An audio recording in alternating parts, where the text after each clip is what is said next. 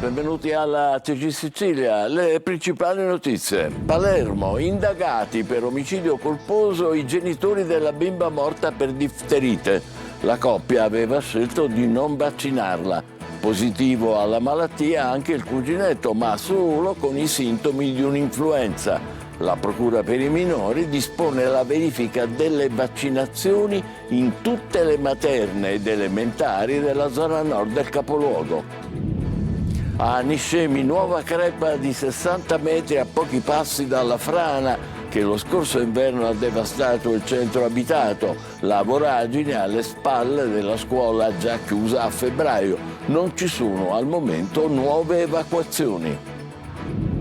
Controesodo con il caro carburanti, benzina a 2 euro lungo la rete stradale nazionale, gasolio a 2,20 in autostrada. Secondo il Codacons, tra combustibili, pedaggi e soste se ne andranno nei weekend 270 euro.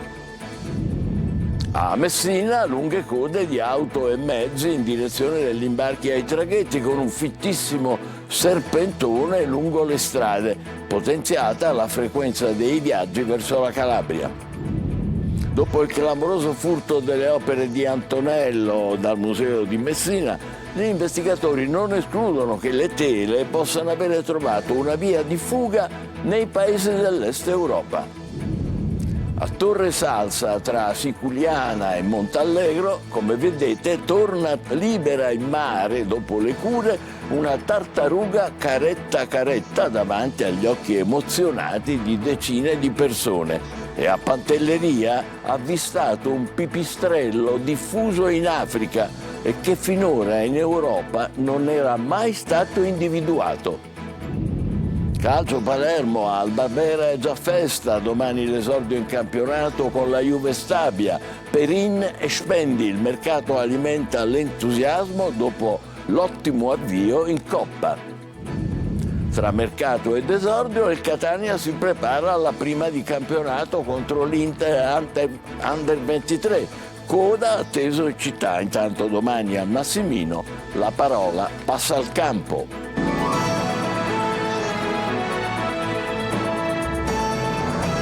Bentrovati. Dunque a Palermo sono indagati per omicidio colposo i genitori di Anna Rosa, la bimba di 4 anni morta per difterite.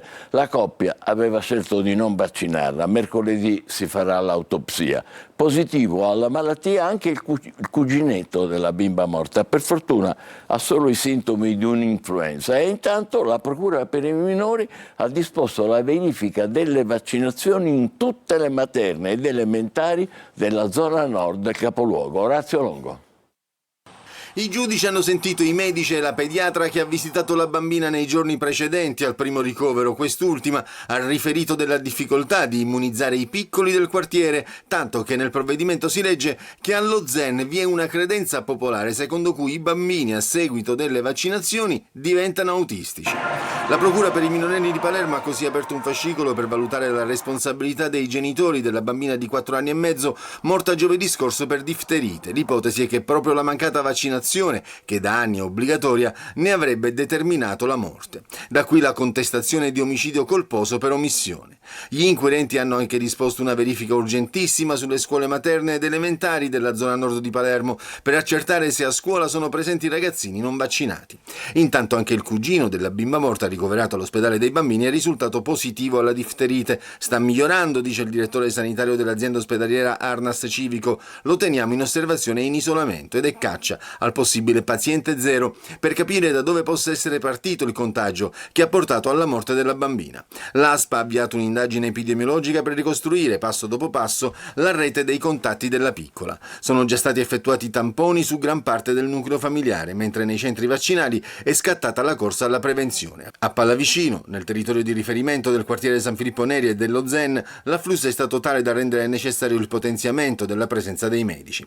In via Giorgio Arcoleo, invece, le scorte del del vaccino esavalente si sono rapidamente ridotte, tanto da rendere necessario il ricorso alle riserve. Per chi è stato eventualmente esposto sono previste diverse misure: controllo dello stato vaccinale, tamponi e, se necessario, chemioprofilassi con antibiotici. Ma sul rischio di un'epidemia gli esperti invitano alla cautela. Antonio Cascio, direttore dell'unità di malattie infettive del Policlinico di Palermo, parla di un mero focolaio epidemico e sottolinea il rischio di una diffusione minimo al momento. Miscemi, una nuova crepa lunga oltre 60 metri si è aperta a pochi passi dalla frana che lo scorso inverno ha devastato il versante a sud del centro abitato. Tecnici e protezione civile al lavoro per verificare se si tratta di un assestamento circoscritto. Zeri Italia.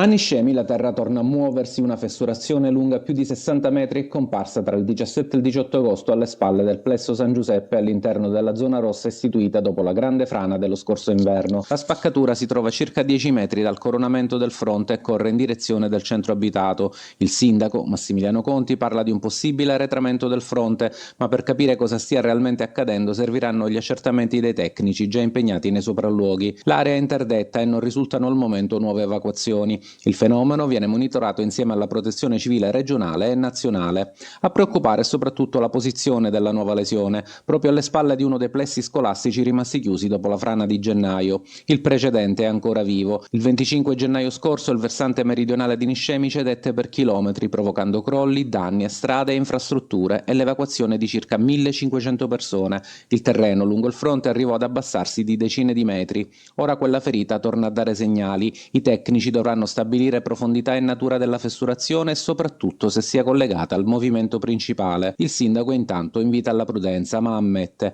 la frana non va in ferie e nemmeno noi. E mentre sui social cresce la paura con cittadini che parlano di una nuova voragine, a Niscemi il monitoraggio continua, perché il dato più importante questa volta sarà capire non soltanto quanto è lunga la nuova crepa, ma se il fronte possa arretrare ancora.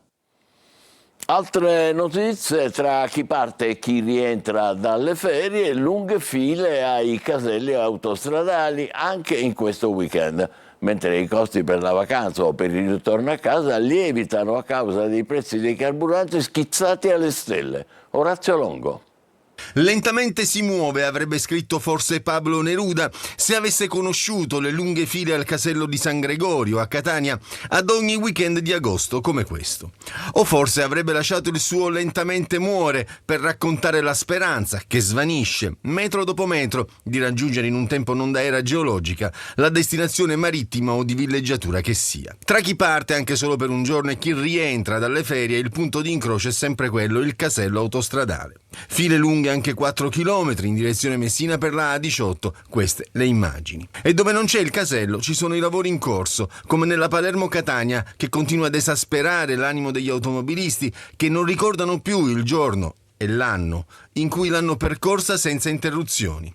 Un animo già segnato dall'impennata del costo dei carburanti. Il diesel self è ormai sopra i 2 euro al litro ovunque. Quanto le è costato oggi il pieno? 128 euro rispetto ai 110 Di una volta. di una volta. Sì. Questo vi scoraggia un po' a prendere l'auto?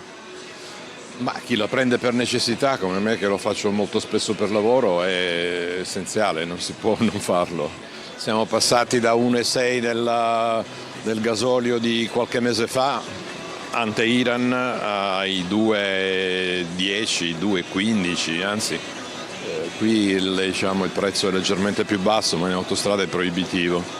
Ma la stangata non penalizza solo gli italiani, 150 euro per fare il pieno, la cifra sborsata da questo turista francese in vacanza con la famiglia. It's very expensive. Troppo costoso, dice. Stop the war. Ha ragione. Lunghe code di automobili e mezzi anche a Messina città in direzione degli imbarchi ai traghetti, con un serpentone di auto che da Viale della Libertà si è esteso ben oltre l'incrocio consueto con il Viale Bozzetta, potenziata la frequenza dei viaggi dei battelli verso la Calabria. Ilaria Mangano. È partito ieri il primo weekend del controesodo e Messina torna a essere uno dei punti più delicati per chi lascia la Sicilia. Le immagini sono di ieri e mostrano le lunghe code degli automobilisti diretti agli imbarcaderi della Rada San Francesco. Il serpentone, partito da Viale della Libertà, si è spinto oltre Viale Boccetta, arrivando sino a Piazza Unione Europea davanti a Palazzo Zanca. Una situazione complessa soprattutto per chi era diretto ai traghetti, ma che non ha paralizzato la circolazione in città. Una decina di pattuglie della Polizia Municipale, coordinate dal comandante Giovanni Giardina, sono state impiegate nei punti più delicati della viabilità, proprio per garantire il regolare scorrimento del traffico e impedire che le code agli imbarchi si ripercuotessero sul resto della città. Incrementate anche le corse dei traghetti, sia tra i mestieri che negli altri approdi cittadini. Ieri il dispositivo della Polizia Municipale è rimasto operativo sino alle 20. Agli imbarchi della Caronte la situazione però resta complessa. E tra gli automobilisti in coda non manca qualche battuta per stemperare l'attesa. Un turista romano in partenza scherza sul ponte sullo Stretto. Tanto Salvini lo farà, ha detto. Una battuta che, tra le code del controesodo, riporta inevitabilmente al centro uno dei temi più discussi quando si parla dello Stretto. Vedremo. Intanto purtroppo c'è stato un incidente mortale a Butera, nella Nisseno. Un veicolo è uscito autonomamente di strada e a un metronotte ha perso la vita. Traffico temporaneamente bloccato sulla statale sud-occidentale Sicula e dopo diverse ore è stata ripristinata la viabilità. Un uomo è stato trovato morto in un dirupo in contrada Santa Caterina a Castronovo di Sicilia, nel Palermitano. I familiari avevano dato l'allarme, la sua auto era stata avvistata sulla strada e adesso la Procura di Termini Imerese ha disposto l'autopsia e il sequestro del mezzo. Dopo il clamoroso furto delle opere di Antonello dal Museo di Messina, gli investigatori non escludono che le tele possano aver trovato una via di fuga nei paesi dell'Est Europa. Luca Ciliberti. E se le opere di Antonello trafugate al Museo regionale di Messina avessero già preso il largo, questa è una delle ipotesi che in queste ore sta prendendo corpo. Nei giorni scorsi sono stati controllati a tappeto porti e porticcioli. La collocazione del museo rende l'approdo via mare come uno dei più comodi e facili da raggiungere. Nelle stesse ore si stanno controllando anche tutti i filmati delle telecamere di videosorveglianza, anche quelli privati, che potrebbero essere utili alle indagini. La pista privilegiata d'approdo delle tavole rubate potrebbe essere quella dei paesi dell'est, facilmente raggiungibili dalle coste siciliane e meno stringenti nei controlli. Un mercato nero già utilizzato in passato dai trafficanti di opere d'arte. Si stanno ricostruendo percorsi, mezzi, presenze anomale nei giorni precedenti e nei momenti immediatamente successivi al colpo. Al vaglio ci sono anche le celle telefoniche per individuare eventuali utenze comparse nell'area soltanto nelle ore decisive. È chiaro che se le opere dovessero aver già raggiunto i paesi all'estero, l'individuazione e il recupero diventerebbe sempre più complicato. Le indagini proseguono anche per capire la dinamica del furto, il perché i ladri abbiano abbandonato sul marciapiede 2 delle 6 tavole rubate e soprattutto se il furto sia stato agevolato da qualche complice all'interno del museo. La Procura di Messina non sta tralasciando alcun dettaglio.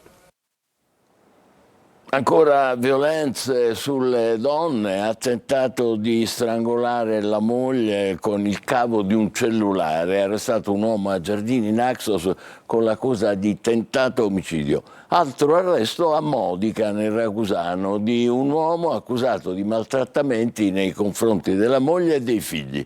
Le indagini hanno fatto emergere un clima familiare segnato da minacce, insulti e aggressioni anche con un bastone. A Catania un uomo residente a Bronte è stato denunciato dai carabinieri dopo aver aggredito un medico di turno al pronto soccorso del Policlinico e successivamente pure i carabinieri che lo stavano identificando in caserma. Voltiamo pagina, la politica siciliana non va in ferie. In entrambe le coalizioni incontri e riflessioni con l'obiettivo di farsi trovare pronti per la scadenza delle prossime regionali. Luca Ciliberti. La stoccata alle velleità di candidatura per un secondo mandato al presidente della regione Renato Schifani arriva in un assolato e caldo pomeriggio d'agosto da parte proprio di un ex presidente della regione che chiedeva il secondo mandato e che, a causa della litigiosità degli alleati, non ha avuto la sua seconda chance. Invocare la regola che l'uscente venga ricandidato è soltanto una bestemmia. Questa regola è stata cancellata da Forza Italia e dalla Lega. ed è stata cancellata nel 2022. Le parole di Nello Musumeci sono le parole di Fratelli d'Italia e non potrebbe essere altrimenti visto il peso del ministro. Così nel centrodestra è partita la caccia al candidato, ma la sensazione è che il nome giusto ancora non sia venuto fuori. Discorso a parte invece per il campo largo. La Vardera e Cateno De Luca stringono all'angolo i partiti di centrosinistra. Secondo un recente sondaggio commissionato dalla ex Iena, Controcorrente oggi in Sicilia sarebbe la prima forza politica al 19,8%, superando persino Fratelli d'Italia, il partito della Premier Meloni. Numeri da prendere con le pinze, ma la notorietà di La Vardera cresce ogni giorno. E poi c'è il sindaco di Taormina, già sindaco di Messina, che vuole diventare il sindaco di Sicilia. Cateno De Luca infatti non fa mistero di voler andare avanti, pronto a confrontarsi sui programmi e, se è il caso, anche partecipando alle primarie di coalizione, rifuggendo però da logiche di caminetti autoreferenziali. Perché, va ribadendo, da Campolargo a Camposanto è un attimo. Politica d'agosto, certamente, ma con l'ipotesi ancora lontana di elezioni regionali ad aprile 2027, meglio farsi trovare preparati. Singolare protesta dei pescatori di Marinella di Selinunte. Niente processione a mare della Madonna né sagra delle sarde. La Posidonia, infatti, blocca le imbarcazioni e allora i pescatori incrociano le braccia e rifiutano di mettersi a disposizione. Laura Spanò. Niente processione a mare della Madonna a Marinella di Selinunte a Castelvetrano, che come tradizione avviene la terza domenica di agosto. Il porto intasato di Posidonia da mesi ha costretto infatti marinai esasperati per le continue promesse mancate a trasferire a Portopalo di Menfi le proprie imbarcazioni e ora, in segno di protesta, hanno deciso di non collaborare per la processione a mare del simulacro del Sacro Cuore di Maria, e stessa scelta è stata fatta dall'associazione Pammilo, che non organizzerà la rituale sagra delle sarde. È la protesta della comunità dei pescatori selinuntini, lasciata sola a combattere per un porto che rappresenta il cuore pulsante dell'economia e dell'identità locale. Quando chi lavora sul mare decide di restare a braccia conserte e annullare la sagra delle sarde, i giochi tradizionali e i festeggiamenti di fine estate, dicono: non siamo di fronte a una resa tecnica, ma a un vero e proprio sciopero civile. In questa vicenda emergono responsabilità politiche chiare ed evidenze inaccettabili, raccontano. Il comune di Castelvetrano ha dimostrato una totale incapacità di proteggere e valorizzare il proprio territorio, mentre altre realtà vicine come Menfi, dicono ancora i pescatori, hanno saputo interloquire con la regione siciliana e trovare soluzioni concrete per i propri approdi. L'amministrazione di Castelvetrano è rimasta a guardare, incapace di alzare la voce nei palazzi che contano. E torna libera in mare, dopo le cure, una tartaruga caretta a Torre Salsa, tra Siculiana e Montallegro. La liberazione è avvenuta, vedete, davanti agli occhi emozionati di decine di persone. È un momento speciale per celebrare la tutela di una delle specie che sono simbolo del Mediterraneo. Ecco il servizio di Davide Sardo. Torna al mare tra gli applausi e l'emozione della gente. È il momento della libertà per una tartaruga caretta, curata e finalmente pronta a riprendere il largo. A Torre Salsa, nella riserva naturale orientata da Siculiana e Montallegro, nell'Agrigentino, la spiaggia di Fungitedda si trasforma per qualche minuto in un luogo speciale. Decine di persone assistono alla liberazione. La tartaruga viene accompagnata sulla battigia e, dopo qualche istante, raggiunge il mare. Tutto questo lo facciamo nell'ambito del progetto Tartarughe, che negli ultimi anni ha messo in moto un LIFE, che è il LIFE ADAPT, che lavora tendenzialmente su due specie particolarmente protette, che sono la caretta e la foca monaca. Un gesto che racconta l'importanza della tutela e della salvaguardia di una specie simbolo del Mediterraneo. E proprio qui, nella riserva gestita dal WWF, la protezione dell'ambiente passa anche dalla sensibilizzazione di cittadini e turisti. Per la gente, per chi piace il mare, piace la spiaggia, un momento in cui devono apprezzare che cosa significa un animale selvatico che per 4-8 ore al giorno viene in terra per nidificare, porre l'uovo e poi rientrare. E quanti pericoli soprattutto affronta per fare questa operazione di nidificazione. Poi solo le onde e le sue tracce sulla sabbia. La caretta è di nuovo libera, un ritorno alla natura che a Torre Salsa diventa una festa per tutti. Veramente una festa, e non è finita. Ascoltate, un pipistrello diffuso finora in Africa è stato avvistato sull'isola di Pantelleria, eccolo qua. Finora la sua presenza in Europa non era mai stata confermata, a scoprirlo un gruppo di ricercatori internazionali. Anzi, gli animali sarebbero due, una coppia che vola assieme e che interagisce comunicando, straordinario. Secondo i ricercatori potrebbe trattarsi della traccia di una piccola popolazione sfuggita per secoli alle ricerche degli zoologi. Pausa adesso, tra poco il calcio con il Palermo e il Catania ormai in vista dell'esordio in campionato. State con noi.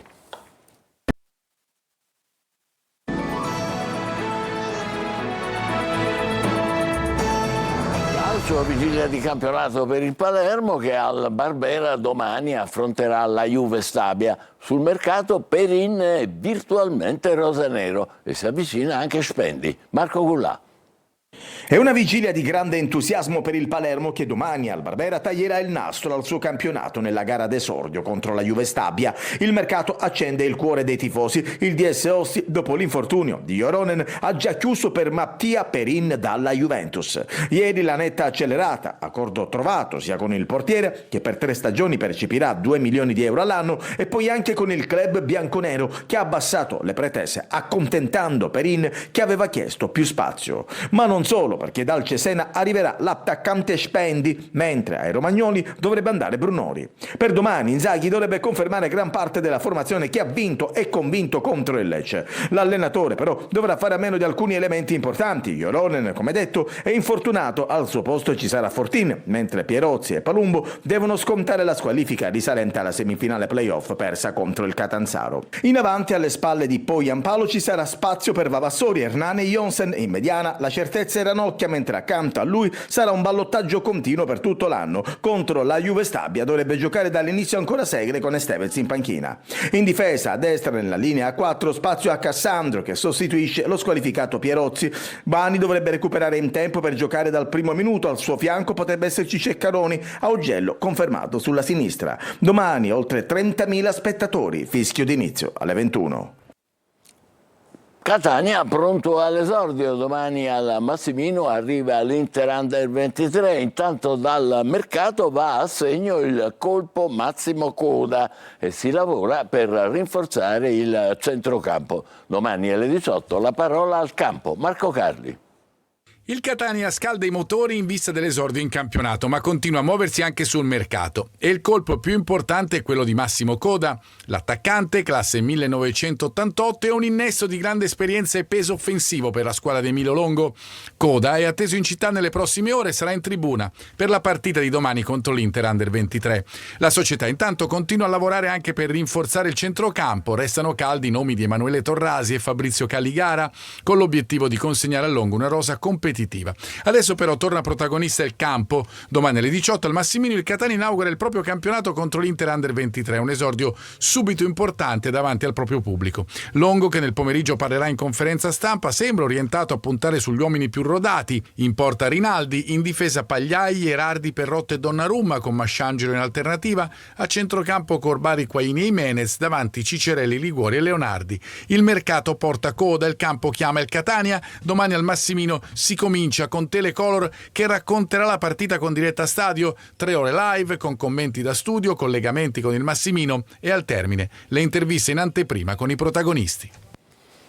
Intanto la Meta Catania riparte al via agli allenamenti con il nuovo colpo Fitz, mentre è stato ufficializzato il calendario della Serie A, esordio il 19 settembre a Treviso.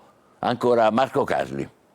È cominciata la nuova stagione della Meta Catania. I rossazzurri sono tornati in campo per la preparazione, con fra gli altri un volto nuovo di assoluto prestigio. Rafael Nogueira da Silva, per tutti Fitz, pivot brasiliano arrivato dal Barcellona e fra i colpi più importanti del mercato del futsal italiano. Ho scelto Meta Catania perché 2 o 3 anni fa già sto guardando e mirando la squadra, lo club, la città, tengo già un deseo de conocer. Rinforzo di grande livello per una squadra reduce da una stagione comunque straordinaria con la conquista della Coppa Italia e della Coppa della Divisione e con lo scudetto sulle maglie per gli scorsi 2 anni andato invece alla L84 Torino.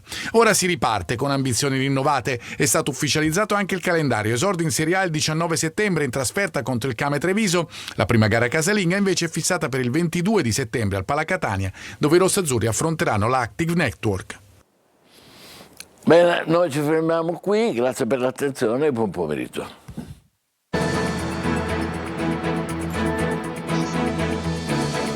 Entra nel mondo dell'informazione con l'app Sicilia Web.